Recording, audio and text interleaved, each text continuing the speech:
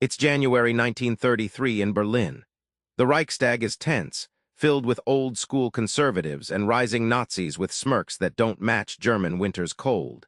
Hitler isn't just a challenger anymore, he's on the doorstep of power.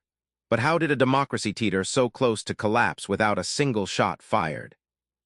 The answer isn't in fiery speeches or election day alone. It's buried in missteps, miscalculations, and a dangerous game played by those who thought they could control the monster they were stirring.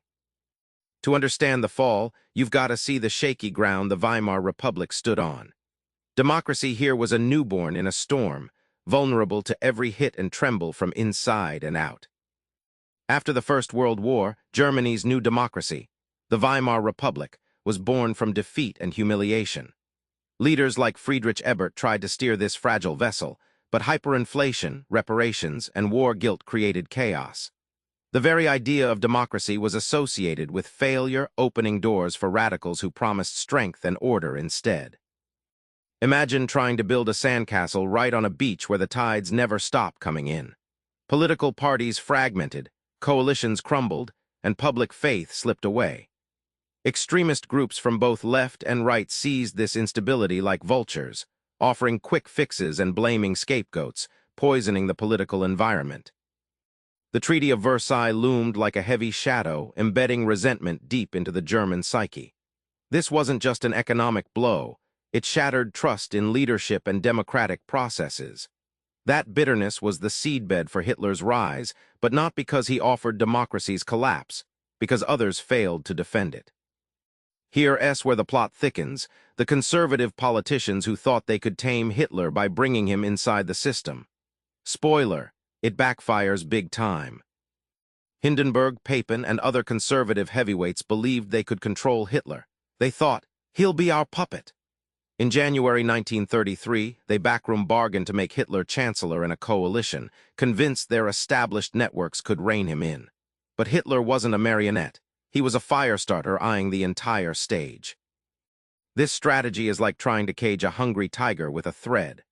By inviting the Nazis into government roles, conservatives handed them legitimacy, resources, and the means to dismantle the very system hosting them.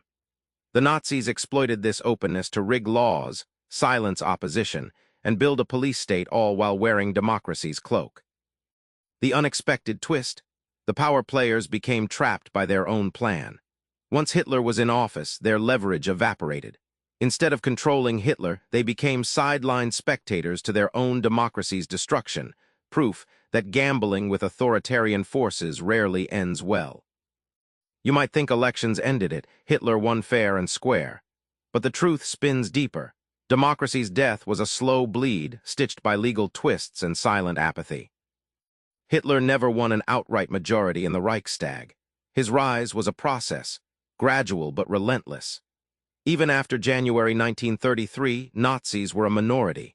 Yet, through strategic alliances and pressure, Germany's democracy slid into dictatorship under the guise of legality and order. The Enabling Act of March 1933 was a masterstroke, a law passed overwhelmingly that gave Hitler dictatorial powers, sidelining the parliament. It was like installing a king using parliament's own crown jewels.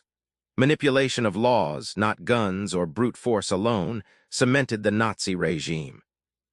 Finally, consider the quiet majority, the millions who neither resisted nor fled. Silence in the face of creeping tyranny is complicity. Democracy isn't just about elections. It's about constant vigilance, respect, and participation. Lessons painfully clear but often forgotten when comfort lulls us.